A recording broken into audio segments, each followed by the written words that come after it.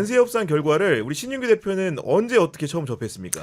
뭐 저도 아침에 이제 오늘 그 기사로 이렇게 봤는데 정말 그 동안에 좀 가슴 졸이기도 하고 이게 좀 잘 돼야 될 텐데 걱정을 많이 했는데 근데 생각보다 협상 내용들이 그래도 정말 선방했고 그러니까요. 잘했다라는 생각이 들어서 하여튼 관계된 우리 공무원분들 저는 큰 박수 보내드리고 싶습니다. 네. 예, 제가 많이 이제 쓰셨어요. 오늘 CBS 방송을 늘 우리 김준일 선배 때문에 듣는데 아침에 생 라이브로 듣다가 중간에 보니까 이제 원고를 읽고 있는데 소식이 전해져가지고 어떻게 보면 굉장히 당혹스러운 분위기였을 수도 있을 것 같아요. 그러니까 아침 방송 하는데 속보가 그것도 공식 발표가 아니라 트럼프 트윗을 우리가 그러니까 SNS를 보고 X를 보면서 네. 이제 중계를 해야 되는 그런 상황인데 또 트럼프의 허세와 그렇죠. 뻥이 있잖아요. 이게 그러니까 약간 제일 어렵겠다. 애를 먹었어요. 그러니까 뭐 정확하게 이제 예를 들면은 한국이 뭐 자동차, 트럭, 농산물 다 개방하기로 했다. 뭐 이렇게 얘기했잖아요. 맞아요. 이거 잘 봐야 돼요. 어차피 원래 다 개방했어 그거. FTA 체결했어 우리는. FTA 체결해서 그러니까, 어차피 네. 미국 관세 없어 자동차. 빵이었는데 빵. 그냥 안 팔릴 뿐이야. 미국 픽업 트럭 잘 안 팔릴 뿐이야. 아니 그냥. 그러니까 그런 상황이기 때문에 정말로 이제 어떻게 보면 방송이 힘들었을 것 같은데 일단 방송 시작하면서 이걸 하나 두 분께 여쭤보려고 하는데 느조시라는 말이 무슨 말인지 아십니까 혹시? 알아요? 우리 곽수환 씨는? 저도 알죠. 곽수환 씨는 아는 거고 네. 신인규 대표 압니까 모릅니까? 의조시요? 느조. 느조? 네. 느조시 뭐야? 나 처음 듣는다는데? 늦었다고? 우리 곽수환 늦었다고? 씨 얘기 좀 해주세요. 뭔지. 예. 느낌 좋다. 요즘 늦조시라 그래요? 네, 요즘 젊은 세대들이 느낌 좋다를 주로 느조시라고 한다는데 필링 발음, 굿이네. 필링 조심해야 되겠다. 그러면 우리 김준일 선배한테는 이 질문 드립니다. 예. 감다살은 무슨 뜻일까요? 감 다 살았네 아닌가? 막 감다 살아났다 맞아요. 네. 그냥 이거 찍었어요 진짜 몰라요. 모르는데 모르는데 일정도 찍었어. 감각이 좀 있으십니다 보니까 제가 이 얘기를 왜 물어보냐면은 저 뭐가 저도 하나 퀴즈 더 내주세요. 이 뭐가 되는 표정이 방송에서 이런 단어 써도 되는 거야라는 표정으로 느조시요? 나는 19금 뭐 붙여놓은 줄 알았어. 방금 깜짝 놀랐네. 요즘 이제 그 강의 현장에서 학생들이 교수를 평가하지 않습니까? 그런 상황이 오다 보니까 강의 평가를 잘 받기 위해서 젊은 이 학생들이 MG 용어를 많이 배운다는 거예요. 그러면서 강의할 때도 그런 용어를 적극 활용하면은 학생들이 평가를 후하게 준다는 건데 이 얘기를 왜 했냐면은 이재명 대통령이 오늘 장차관 워크숍을 가졌는데 고위공무원이 제일 뛰어난 사람이 맞긴 맞다. 그런데 그러면서 어떻게 일가를 했냐면은 고위공무원이 최신 트렌드를 잘 모르는 경우가 많다. 말단 직원들이 트렌드를 잘 안다. 그 사람들하고 잘 소통을 해야 된다. 저는 개인적으로 인터넷에 댓글을 많이 본다. 젊은 감각, 현장 감각을 잃어버리지 않기 위해서 이렇게 한다라고 했는데 그런 표현 중에서 이런 질문을 드린 겁니다, 제가. 아니 그러니까 이제 굉장히 그 어떻게 보면 소통의 일환 아니겠습니까? 뭐 달동 이런 거 아세요? 달동. 달동? 달력 네. 동그라미 이런 거거든요. 일정 체크한다는 걸 달동 체크 이렇게 하는데 달동 모르시잖아. 있는 거 맞아요? 있죠. 이거 저희 동네 쓰는 용어인데. 방금 만들어낸 것 같은데. 밤 8시 달동 이렇게 딱 체크해 놓는 거거든요. 아니 근데 그런 트렌드를 알아가기가 쉽지 않죠. 왜냐하면 또 고위직 분들은 또 고위직들끼리 이렇게 또 어울리고 하다 보면 뭐 늦어 이렇게 안 하실 거 아니에요. 달동 이런 얘기 안 하시니까 잘 모를 수 있는데 또 직급이 또 낮은 분들 또 그분들끼리 또 서로 이렇게 주고받으면서 서로 이렇게 소통하는 부분. 그러니까 이게 얼마만큼 그 상부와 이렇게 수직적으로도 잘 소통이 되느냐가 이 조직 문화는 굉장히 참 중요한데 전 이재명 대통령께서 어쨌든 그런 대중들과의 소통 능력 이게 저는 조직 내부에서도 충분히 그 발휘될 거라고 저는 보는 것이고 네. 참 어떻게 보면 같이 일하기 좋은 상사 되게 어렵잖아요. 근데 그런 느낌을 많이 좀 보여주고 있는 그 네. 대통령 아닌가 그런 느낌이 좀 듭니다. 아니 우리 김준일 선배 같은 경우에는 최신 트렌드 같은 것들을 본인이 파악하기 위해서 개인적으로 드리는 노력 같은 게 좀 있습니까? 그런데 이제 저는 이제 그 여론 지형이나 이런 뭐 그런 걸 확인하기 위해서 온라인 커뮤니티 같은 거를 자주 들어가요. 뭐 이거저거 다 들어갑니다. 그러니까 뭐 그래요? 클리앙도 들어가고 펜포도 들어가고 예를 들면 부지런하셔야 뭐 되는데. MLB 파크도 들어가고 이게 약간 그 정치 성향이 조금씩 다 다르거든요. 그러면 이제 이들이 무슨 생각을 가지고 있는지 뭐 이런 노력은 해요. 그런데 뭐 제가 젊은 세대를 파악하기 위해서 굳이 노력을 뭐 하지는 않는데 원래 좀 젊게 살잖아. 얼굴이 젊으니까 일단 그죠? 네. 근데 이제 이런 건 있어요. 그러니까 이게 어설프게 소위 말해서 이제 50대 아저씨들 뭐 60대 아저씨들이 뭐 젊은 뭐 이렇게 젊은 척 하면서 요즘 뭐 늦어와 늦조시야 늦어 이러면서 막 이렇게 간다 이렇게 하면은 마이너스야. 마이너스. 아 오히려 마이너스야. 그냥 겸허하게 알고만 계신 게 딱 좋네요. 모르는 거는 모르게 받아들이고 그들을 이해하려고 하는 게 좋지. 어설프게 막 언어 몇 개 가져와가지고 누조시야 뭐 이러면은 이거 다 꽝이다 꽝. 마이너스다. 정말로 이제 구현을 해보니까 정말로 위험한 말이라는 거를 제가 몸소 느끼게 그러니까 되는데 이게 잘 알아두고 그런 MG에서 그런 뭐 줄임말을 썼을 때 알아듣는 거는 매우 좋죠. 그런데 얘기하신 것처럼 뭐 회사 부장님이 자 여러분들 오늘 어때요? 회식 늦으신데? 감다살이고. 뭐야 저거? 좀 화제를 바꿔가지고 이재명 정부 얘기로 좀 돌아와 보면은 전 이재명 정부의 대통령실이 정말로 이런 인사를 했다니 놀랐는데 노동부에서 대통령실에 파견 나온 사람이 무려 8명이나 된다고 합니다. 그래요? 이 얘기는 기본적으로 산업재해 근절이라든가 노동자 권익보호 같은 것들을 정말 우리 대통령실이 제대로 하겠다 이런 뜻으로 보이거든요. 과거에는 한 2명 정도? 그러니까요. 네. 파견 나오던 거를 이제 늘렸다라고 하는 거는 현 정부에서의 노동부의 위상.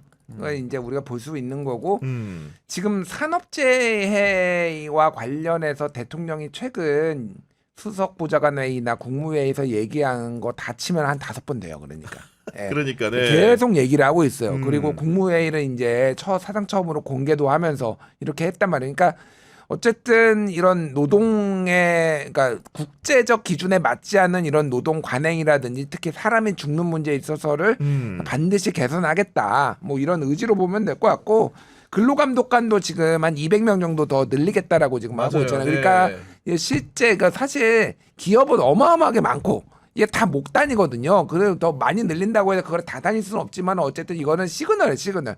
우리가 너희의 불법 노동행위 이렇게 강요하는 거나 이런 것들 어기는 거 다 우리가 보겠어라는 것들이니까 앞으로 그러니까 같은 그건 것 같아요. 그러니까 어떻게 보면은 경제도 살리면서 하지만 그렇게 경제도 살리지만은 거기에 걸맞게 그러면 대한민국의 노동 인권이나 이런 것도 좀 같이 가야 되는 거 아니야?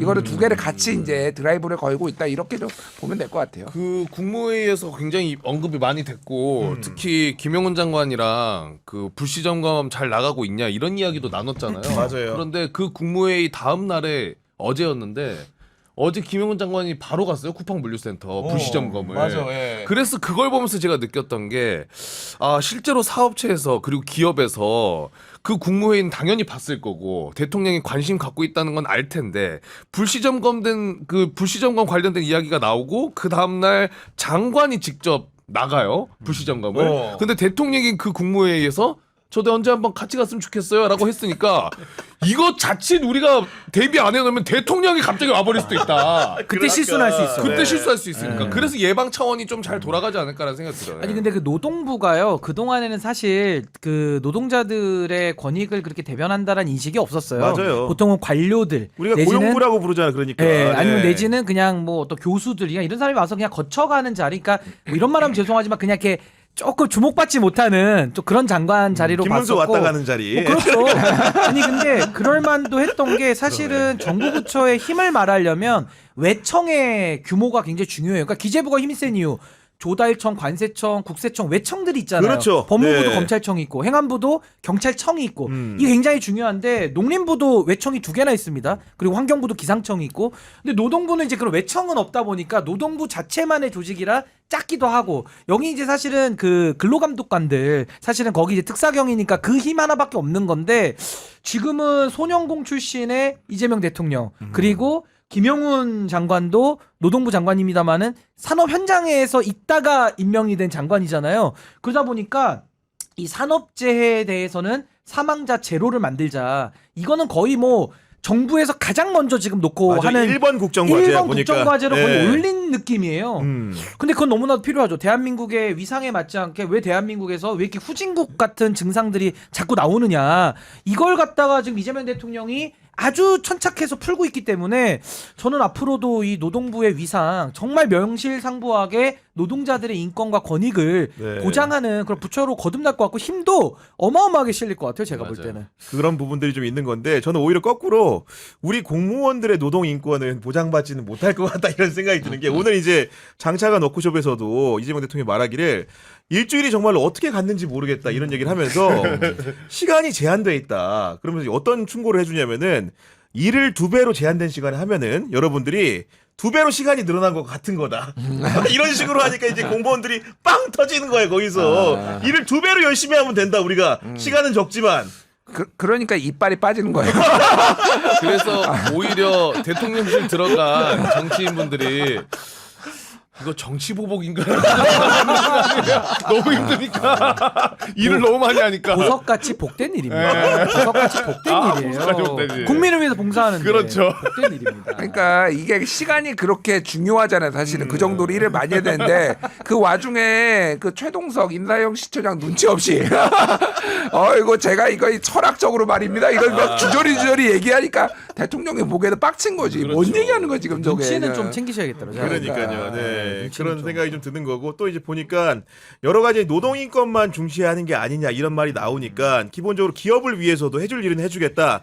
결국은 이제 배임죄라는 게 권력을 가진 수사기관들이 기업을 다스리는 용도로 활용되는 일들이 많았는데 억울한 배임죄 같은 경우는 없도록 우리가 법률 정비를 하겠다 이런 얘기한 거 아니겠습니까? 그러니까 지금 기업들이 좀 헷갈린다는 거예요. 이거 뭐 산재제로 하면은 또 기업에다가는 나름의 의무를 더 강화하고 네. 상시 감독 체계를 더 엄격하게 한다는 거니까 이거 기업하기 좀 더 어려워지는 거 아니야라는 생각이 들면서 또 이재명 대통령이 배임죄 완화 내지는 또 지금 뭐 코스피 관련돼서 기업하기 좋은 나라 또 만들고 이러다 보니까 좀 헷갈린다 이런 입장들이 좀 나온다고 하는데 전 헷갈릴 거 없이 지금 대한민국에 필요한 일들을 전 하고 있다고 봅니다. 그러니까 기업의 민원들, 그러니까 기업에서 그동안에 문제되었던 애로사항들도 해결을 하고 또 지금까지 기업에서도 노동자들 상당히 좀 소위 말해가지고 노동 착취식으로 좀 이렇게 후진적인 노동관을 가지고 운영해 온 것도 사실이거든요. 맞아요. 네. 그러니까 저는 뭐 대통령으로서 해야 될 일, 좀 균형 있게 하는지가 굉장히 이제는 중요한 부분일 텐데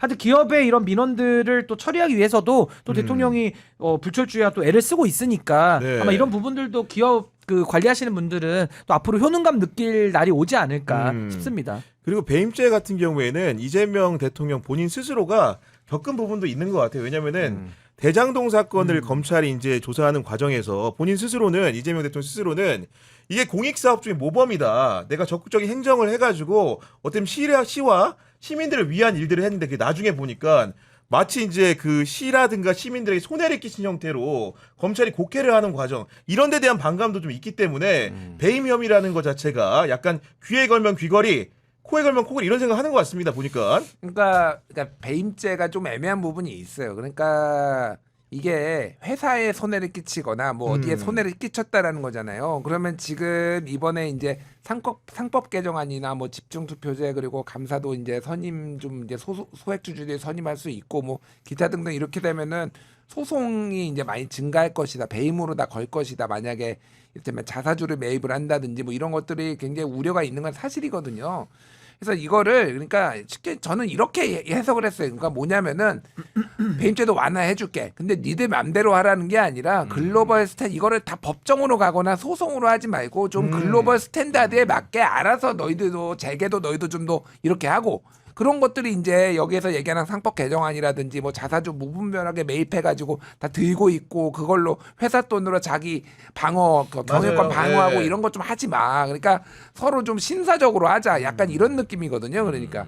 그래서 그런 뭐 상법 개정안에 대한 우려를 좀 약간은 좀 네. 낮추는 데 있는 건데 뭐 하여간 난리더라고요. 뭐 지금 뭐 보수 언론이나 경제지 쪽에서는 엑셀 밟다 브레이크 밟냐 뭐, 뭐 이러면서 네. 뭐 난리더라고요. 근데 저는 이재명 대통령이 무슨 기업을 옥죄거나 무슨 뭐 아주 지나친 공격처럼 무슨 뭐 공산주의 뭐 이런 식으로도 비판 많이 했잖아요. 국민의힘 쪽에서. 그러니까 그건 아니고 이분 되게 실용적인 분이고 굉장히 자본 친화적인 분입니다. 제가 볼 때는. 그러니까는 막 기업들 어찌됐든 간에 주식시장 좀 더 활성화시키고 뭐 더 자금도 끌어오고 하면 기업들도 지금의 우리 코리아 디스카운트 때문에 한국 주식시장이 왜곡돼 있으니까 이게 지금 다들 엉망인 거지. 아니 이제 시장이 좀 정상화되고 기업도 투자 자금을 지금처럼 무슨 오너들 중심으로만 하는 게 아니라 산업 자본뿐만 아니라 투자 그 소액 자본들도 투자 받아가지고 그걸 갖다가 기업하기 활용하는데 좋게 쓰면 서로 좋잖아요. 네. 그러니까 좀 더 대한민국의 이런 구조적인 변화를 원하시는 분이고 이분 굉장히 자본 친화적인 분으로 전 생각이 들어요. 그러니까 앞으로도 기업에서도 뭐 지금의 이런 오해들은 저 조만간 다 불식되지 네. 않을까라는 생각이 듭니다. 그리고 아니, 이게 진짜 네. 재밌는 게 그 뭐 언론 보도도 나왔는데 이거를 배임죄 완화를 김태년 의원이 조금 추진하고 있었어요. 오, 그때 네. 법안을 발의하고 그랬는데 이게 진도가 안 나간 거예요.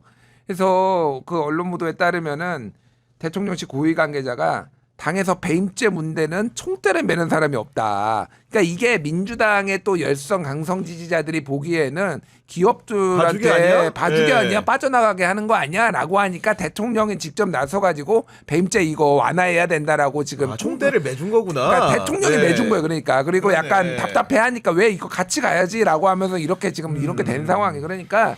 대통령의 뜻은 확고한 것 같아요. 그러니까 어쨌든 이거를 조금 정상적으로 다 소송이나 이런 걸로 하지 말고 조금 알아서 잘들 할 수 있게 부담도 덜어주고 이렇게 그런 규제도 강화하고 이런 식으로 가자 뭐 이렇게 가는 것 같아요. 그러니까 저는 이런 거죠. 공정이라는 가치가 무슨 기업을 더 하기 어렵게 만드는 게 아니거든요. 지금까지 대기업들이 자기들 너무 편하게 시장을 좀 왜곡해서 특혜를 받아온 게 맞는 거예요. 그러니까 이거를 공정이라는 관점에서 바로 잡으면 전 기업에도 장기적으로 훨씬 더 이득된다고 봅니다. 그렇습니다. 네, 장기적으로 네. 볼 때는. 네. 그리고 이제 배임죄와 또 이제 직권남용죄가 많이 언급이 되고 직권남용죄에 대해서도 완화하거나 폐지하겠다는 의견을 밝힌 것이 기본적으로 직권남용이라는 게 이제 그 박근혜 정부에서 문재인 정부 넘어올 때 윤석열 검찰이 사실은 전문 특검 때부터 과목인데. 해가지고 네. 굉장히 이렇게 활용을 했던 죄명인데 그게 사실은 윤석열 정부에서 또 활개를 치면서 지난 정부에서 공무원들이 적극적으로 일을 한 부분들을 가지고 재판에 보내고 이렇게 하는 분들이 생기다 보니까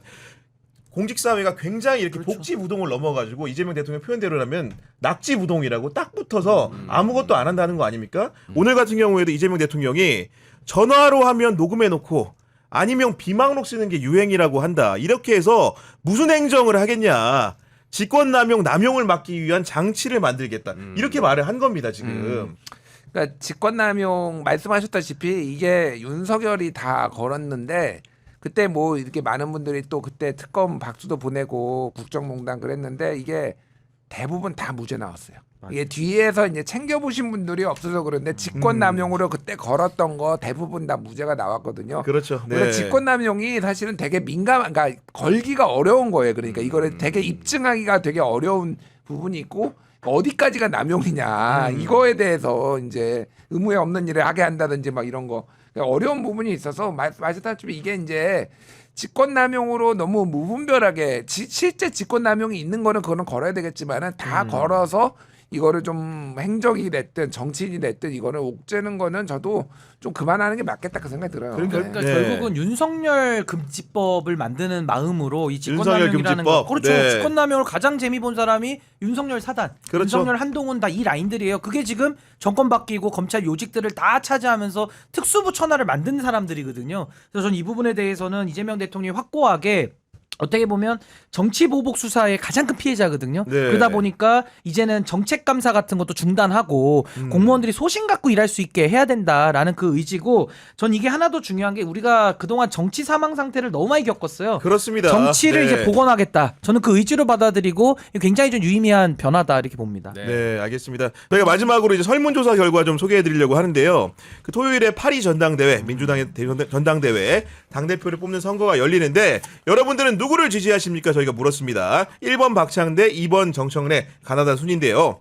4,137명, 8명이 지금 투표해 주셨고 응답자의 56%, 7%가 왔다 갔다 합니다. 지금 정청래 의원, 그 다음에 44%가 박찬대 의원을 지지하고 있다는 점을 여러분들께 설명을 드리는데 저희가 지금 보면은 총 이제 그 서너 차례에 걸쳐가지고 이제 이 선호도 조사를 해봤고 1차 조사 때는 정청래 의원이 굉장히 많이 높았고 2차 때는 그 차이가 많이 좁혀졌고 3차 때는 일부 조금 역전됐다가 4차 조사를 해보니까 다시금 정청래 의원이 뭔가 좀 갭을 벌리는 모양새인데 아마도 이제 여론의 흐름이라는 것들이 이렇게 반영이 되지 않는가 싶고 물론 이제 투표함을 끝까지 열어봐야 알겠지만은 전반적인 흐름이나 분위기는 정청래 의원이 유리해 보이는 건 사실인 것 같습니다. 아니 보니까요. 뭐 지표상으로 그렇게 나왔고 네. 여론조사도 뭐 비슷하거나 근데 민주당 적극 지지층에서는 정청래 의원이 조금 선호도가 있는데 대의원들은 조금 의원들의 영향권 아래 있으면은 네. 좀 박찬대 의원이 좀 나오는데 그게 15% 정도거든요. 그래서 저는 지금 경향신문의 이 투표만큼 최종 결과가 나올 수도 있겠다. 이런 갭 정도로. 예, 네. 56대 44 요 정도로 결과가 나올 수도 있겠다 이 생각이 들어요. 여기가 성지가 될 수도 있어요.